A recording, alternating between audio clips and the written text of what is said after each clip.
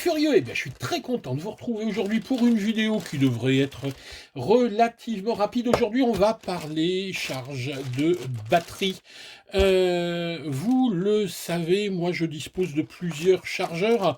Je vous avais fait une petite vidéo sur le Hobimate Speed H6 et sur le ISDT 608AC. Ce sont mes deux chargeurs principaux. Alors vous allez me dire pourquoi avoir plusieurs chargeurs et en avoir racheté un. C'est très simple, moi je suis un farouche opposant, regardez, à ce genre d'accessoires, à savoir les paraboards, pour deux raisons. Un, la sécurité, ça c'est le meilleur moyen de foutre le feu à votre maison si vous ne savez pas les utiliser convenablement. Deux, l'impact sur les batteries, ça fonctionne pas mal la paraboard à condition d'avoir des séries de batteries identiques. Si vous achetez vos batteries par 4 ou par 5, vous pouvez les charger avec votre paraboard dans les conditions de sécurité nécessaires.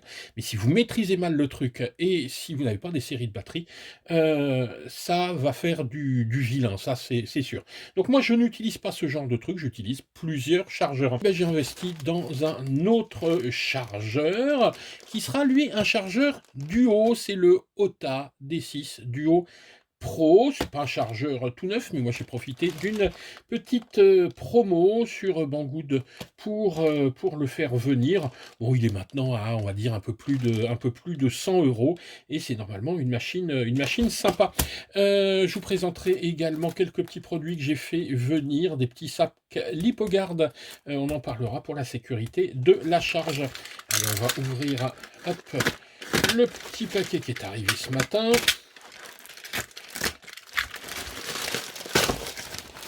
Hop. Et voilà notre D6 Pro dans une petite boîte toute simple. Normalement, il est avec la prise EU. Faites attention lorsque vous commandez vos chargeurs à bien prendre la prise qui correspond, à pas vous retrouver avec une prise anglo-saxonne. Hop, alors qu'est-ce qu'on a dans la petite boîte, petit autocollant OTA. Les specs est là. Alors est-ce que c'est une notice? Si c'est une notice, elle n'est pas... Ouais, ça a l'air d'être une notice, hein. Elle n'a pas l'air super.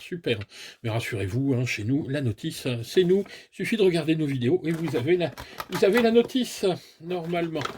On a là donc la petite prise UE, donc classique, hein, une prise normale pour la maison, et le chargeur. Alors le chargeur, il existe en plusieurs couleurs, en bleu, en noir, en gris. Je crois que c'est à peu près tout. Moi, je l'ai choisi en gris pour changer parce que mes autres chargeurs sont noirs. Donc voilà le petit engin. Je vais le brancher puis je vais vous montrer un petit peu comment ça fonctionne avant de passer à l'utilisation proprement dit de l'appareil. Voilà également un petit accessoire ici qui nous sera utile. J'en ai pris 4 pour charger 4 batteries. C'est voilà des petits sacs. Moi j'ai pas mal de petits sacs pour transporter des batteries, mais pour en mettre plusieurs. Et finalement je voulais un truc pour mettre juste une seule batterie à l'intérieur. Sauf que je voyais ça plus petit. En fait je vais pouvoir charger 2 batteries à la fois. Hop, dans un sac. Ou voilà, fermer puis en mettre plusieurs, parce que moi quand je charge 4 batteries, les 4 batteries sont l'une à côté de l'autre. Si par malheur une prenait feu, et ben je foutrais le feu à 4 batteries, ce qui serait un petit peu ennuyeux. Et donc ben là j'ai voulu mettre plusieurs sacs pour pouvoir charger, voyez, directement mes batteries à partir du sac, en faisant tout simplement sortir la connectique de ce sac. Ça va peut-être pas être très pratique, je vais voir s'il faudra pas faire des rallonges. Bref, ça c'est ce que j'ai dans la tête. Des fois, vous savez, j'ai des idées dans la tête, mais ça m'emmène dans des chemins un petit peu torturés. Bref, des petits sacs de protection. Allez, on branche ça, puis on regarde un petit peu comment fonctionne ce OTA D6 Duo Pro. Hop, il est beau, hein. Voilà, notre chargeur est branché. Alors, on va regarder un petit peu tout d'abord les différentes connectiques. La première, même si ça paraît évident, il faut quand même en parler, c'est le branchement de secteur. Parfois, on a de sales surprises. Quand on commande un chargeur, on a l'impression qu'on va pouvoir le brancher directement sur le chargeur. Et bien, c'est pas le cas de tous les chargeurs. Certains ne sont alimentables que par batterie. Donc on le repère parce qu'il y a pas cette prise-là, et il y a juste celle-ci. Donc faites toujours très attention quand vous commandez un chargeur, de savoir ce que vous voulez en faire. Si vous voulez charger à la maison, il faut impérativement, effectivement, une prise secteur.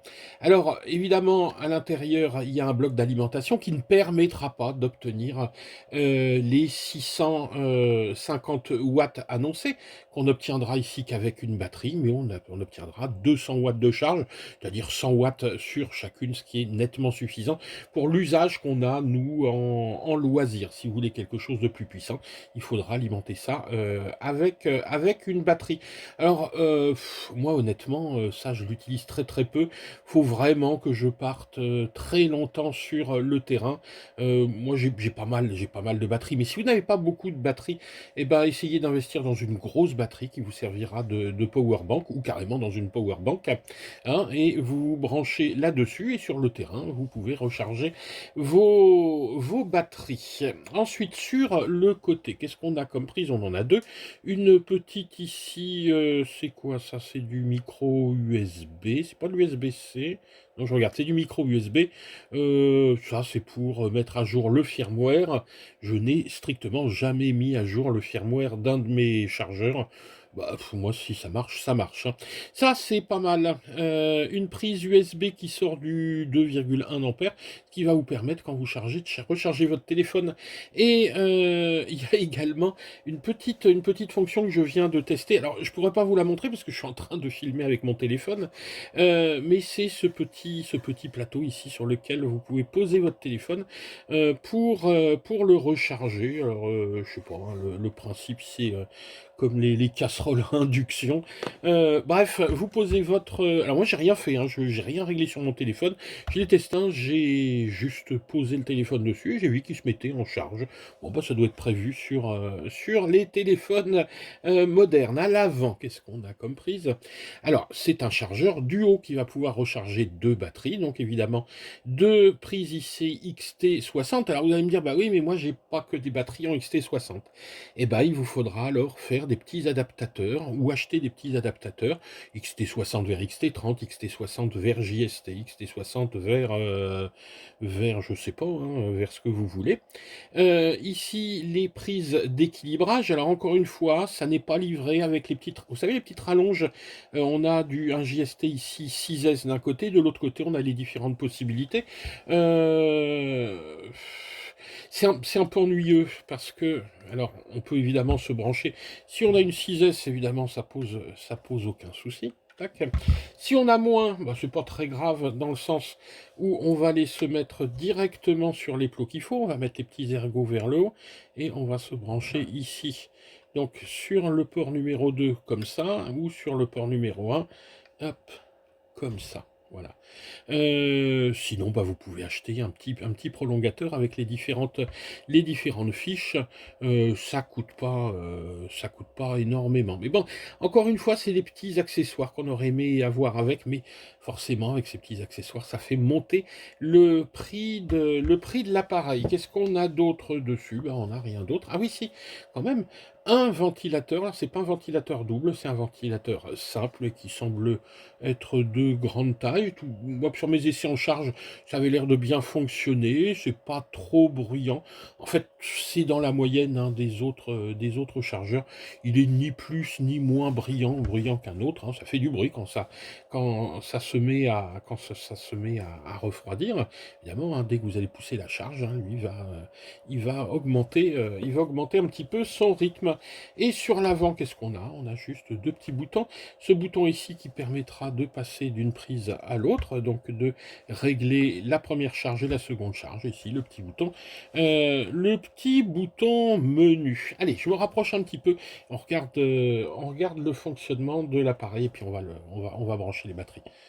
Voilà, les deux batteries sont chargées, hein. Donc pour faire la démonstration ici, j'ai pris une 4S 1800, une Tattoo Funfly, et une CNHL ici, c'est du 6S en 1000, 1003, attendez, Je regarde, oui, en 1300 milliampères. Alors attendez, je vais essayer de me placer comme ça pour qu'il n'y ait pas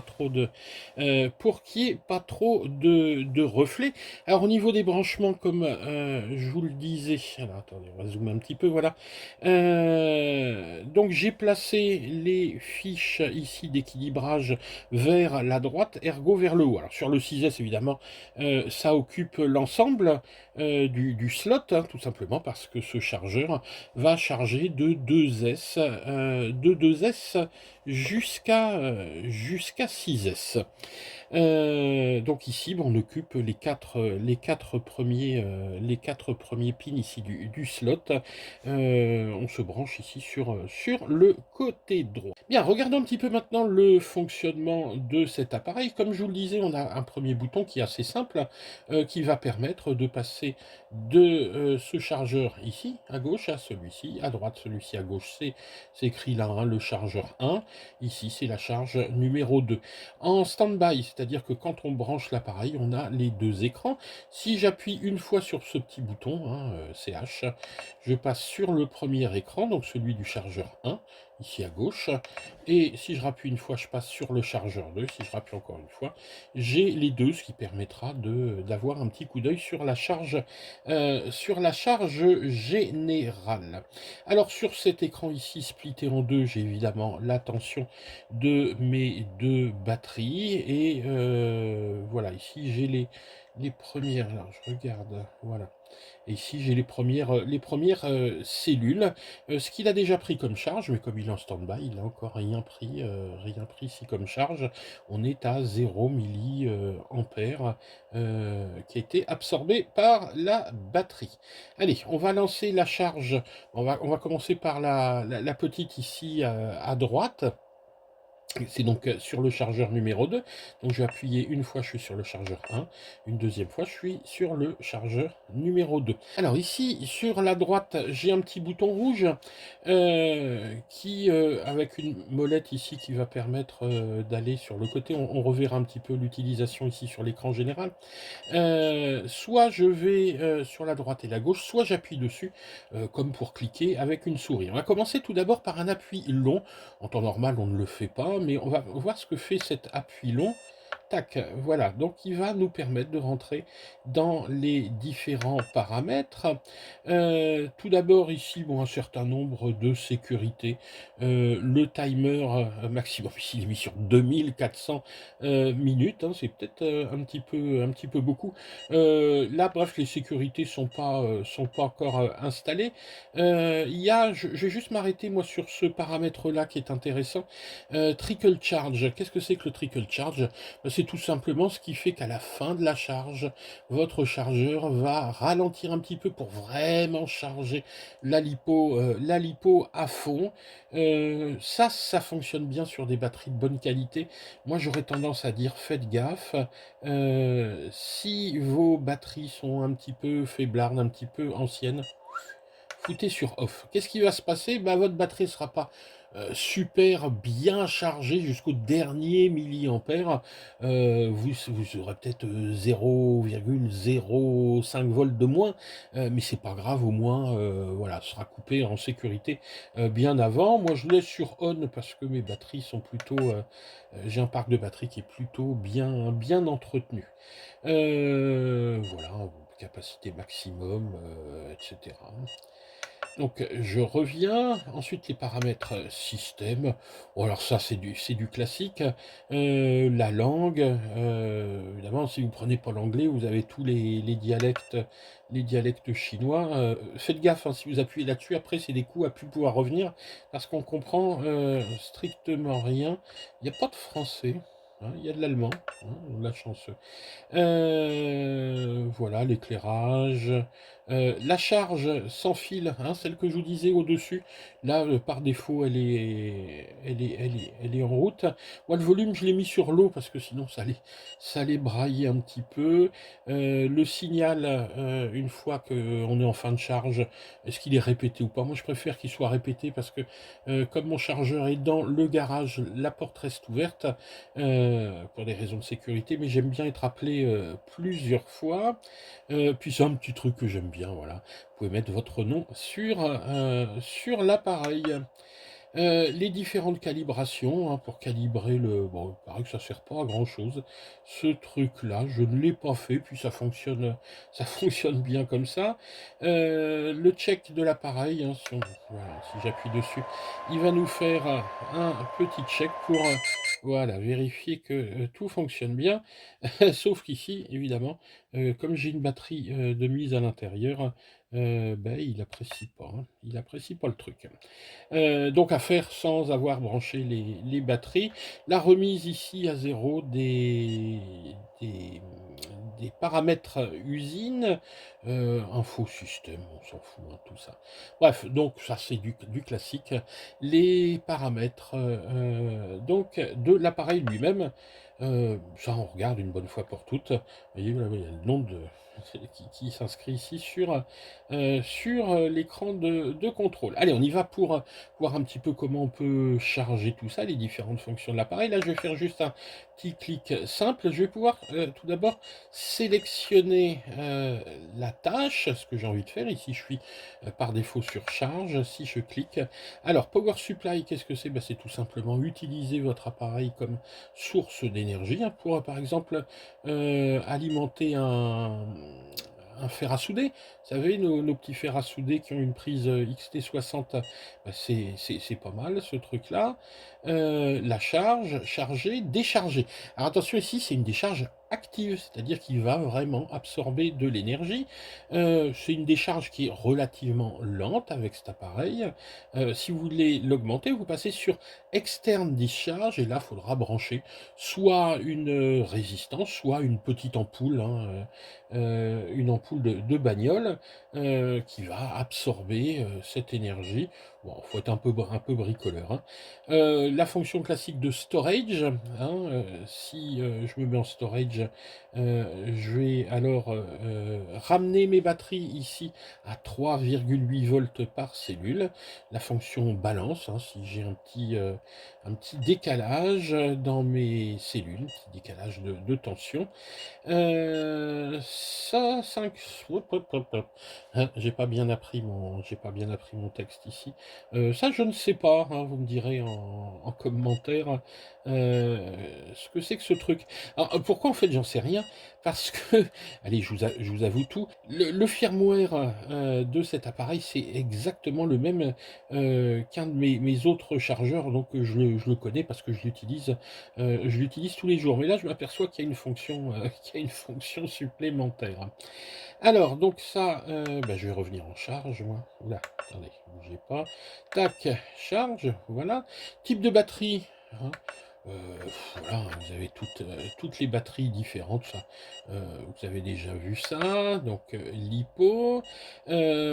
Ici, à combien vous voulez mettre votre charge? Certains peuvent être amenés à modifier un petit peu ça. 4,2 hein, par cellule LiPo, on touche à rien. Ça sert à rien de jouer les apprentis sorciers. Ici, automatiquement, il va repérer le nombre de cellules. Donc ici, on est en 3S. Et là, vous allez choisir l'intensité ici de votre charge. Donc là, moi j'ai mis 1,9 ampères. Ma batterie est une 1800. Alors, on charge habituellement en 1C, c'est-à-dire si vous avez 1800 mA, vous allez charger en 1,8 ampères. Hop, voilà pour ma batterie. Et ensuite, je regarde, il n'y a rien d'autre, hein.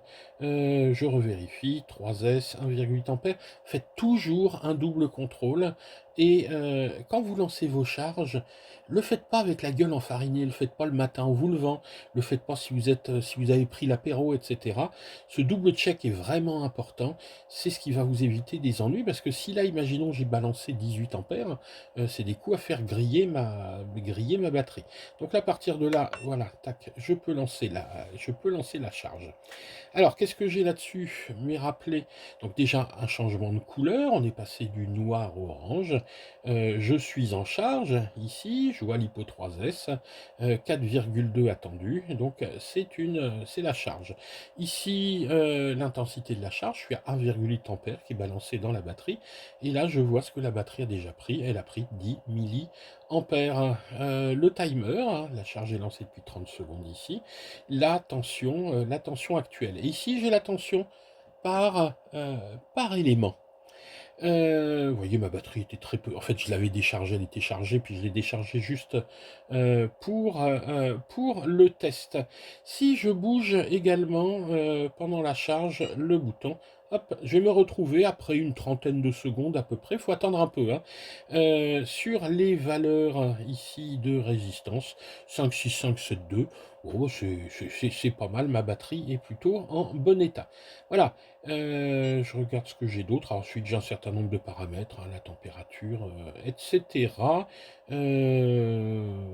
Voilà, hein, ça, la tension d'entrée. Bien, donc ça, j'ai lancé la charge sur mon chargeur 2. Donc, je vais rappuyer, voilà, j'ai les deux. Donc, orange ici, je suis en charge, ici, il n'y a rien qui se passe. Je rappuie, on va lancer la charge sur, voilà, sur la 6S maintenant. Donc, on refait exactement la même chose. Un appui ici, donc je choisis. Hop, la charge, c'est bon. La lipo, c'est bon. 4,2, c'est bon. Cette fois-ci, vous voyez, automatiquement, il a repéré le 6S. Et là, j'ai une 1300 milliampères. Donc, je vais prendre, hop, je vais prendre 1,3 ampères. Alors, je pourrais mettre un petit peu plus. Ma batterie va le supporter. Je peux mettre... je pourrais monter à 3-4 ampères, hein. C'est pas un problème, ma batterie va le supporter. Mais plus votre ampérage ici va être élevé, plus vous allez perdre des cycles de charge. L'idéal, c'est étant vraiment 1C, donc 1300 milliampères, donne une charge à 1,3 ampères. Et hop, là, j'ai plus qu'à lancer. Donc, c'est parti, on va voir ici l'ampérage augmenter jusqu'à 1,3. Tac, voilà, c'est fait. Là, il va commencer donc à prendre. Et au bout d'une trentaine de secondes à peu près, vous voyez, alors là, c'est pas encore inscrit, mais ça va s'inscrire. On va avoir la résistance des 6 cellules. Donc, je reviens ici en dessous. Alors, celle-ci était en storage, hein, vous voyez, j'étais aux alentours de 3,8. Et alors, j'attends un petit peu. Alors, c'est un petit peu, voilà, ça y est, ça s'affiche. Donc, cette batterie, c'est une batterie qui était utilisée un petit peu plus. Vous voyez, on avait des valeurs de résistance interne qui sont un petit peu plus importantes. Et puis surtout, faut pas se le cacher, c'est une CNHL comparée au Tatou, c'est pas du tout la même qualité. Ouais, ça c'est encore des valeurs qui sont supportables, hein, jusqu'à 15. Euh, voilà, il y a quand même ici une différence, hein, 15 et 5, donc il faudra surveiller ces éléments. Si ça monte trop, ça peut être un petit peu problématique. Là, elle fonctionne encore bien, mais bon, c'est des batteries qui ont déjà pas mal tourné. Qu'est-ce que j'ai d'autre à vous montrer? Je repars un petit peu sur le truc. Ah oui, on peut ajuster ici en cours de charge l'intensité, si on veut la baisser un petit peu ou l'augmenter un petit peu. Stop pour stopper. Et voilà. Et donc si j'appuie ici, donc je suis sur le chargeur 2. Et là voilà, je vais pouvoir surveiller mes deux charges en même temps. Bah voilà, hein, qu'est-ce que j'ai d'autre à vous dire sur ce petit chargeur? Pas grand-chose, hein. L'intérêt, c'est d'avoir ici la possibilité de charger deux batteries en même temps. Le fait d'avoir surtout, hein, un chargeur de très bonne qualité. OTA, c'est vraiment avec ISDT, les deux marques. Alors OTA, c'est la marque qui a repris Hobimate, ou Hobimate OTA, c'est la même chose, ça dépend des vendeurs. Mais OTA et ISDT, ISDT, vous pouvez y aller les yeux fermés, sont des bons chargeurs avec des prix relativement honnêtes. Ici, sur un Duo, on est à 100, un petit peu plus de 200 euros. Voilà, donc là, on est passé en vert, c'est-à-dire que, vous voyez, on est chargé. Donc, je vais aller voir, hop, là-dessus. Et ici, il va maintenir un niveau de charge, il ne va pas se mettre tout à fait à zéro. Donc, il va maintenir mon état de charge voilà, au maximum. Et donc, ensuite, ben, j'arriverai, voilà, si je rappuie là-dessus, je mets tout en stand-by. Et ben, j'ai plus qu'à retirer, tac, voilà, ma batterie. Et elle est chargée, on est prêt à aller voler avec cette 1800. Il faudra attendre un petit peu pour la seconde. Voilà. Hein. Donc là, vous pouvez suivre tous les paramètres de charge là-dessus. Alors, comme je vous le disais, ce sont des machines de très très bonne qualité. Moi, je n'utilise que ça comme marque, hein, ISDT et OTA. Pour le prix ici, alors voilà, il faut réfléchir. Si vous achetez, vous savez, ce petit chargeur bleu là qu'on voit systématiquement, si vous l'achetez avec de marque, vous êtes dans les 40-50 euros. Et ben, si vous en prenez deux, ben, ça vous fait 100 balles. Et ben, pour 100 balles, vous avez ça. Et là, vous avez deux chargeurs avec une sécurité qui n'est pas la même, avec une précision qui n'est pas du tout la même. On peut monter jusqu'à 15 ampères. Donc ça peut charger des grosses batteries, mais évidemment, si on est sur une alimentation externe. En alimentation interne, ce sera beaucoup moins. On n'aura que 200 watts. On pourra monter en 15 ampères, mais sous une tension relativement faible. Hein. Je ne vous refais pas les lois d'électricité, mais 200 watts, 200 watts, c'est pas mal. Hein. Fait 100 watts et 100 watts. Pour des batteries, vous savez, les batteries de nos usages loisirs, hein, du 6S, du 4S, les batteries, moi je cherche les batteries pour la voiture, pour les hélicos, bref, toutes mes lipos, c'est ce type d'appareil qu'il vous faut. Et bien voilà, donc si cette vidéo vous a plu, hein, vous n'oubliez pas, comme d'habitude, oula, mon pouce il est gros là, mon pouce, en zoom, vous mettez un petit pouce vers le haut, pensez à vous abonner et à activer la petite cloche, et puis surtout à passer par nos liens affiliés, contactez-nous, hein, en description, je vous mets toujours moi mon email, si vous avez des questions, si vous voulez des conseils d'achat, si vous voulez qu'on vous donne des liens, hein, pour soutenir notre chaîne, contactez-nous, on vous donnera ça, on s'occupera de vous, et puis on vous donnera également des petits conseils, SAV, etc. On est là pour filer un coup de main, voilà. Allez, moi j'ai quelques batteries à charger, j'y vais, je vais brancher tout ça. Allez, ciao les gars!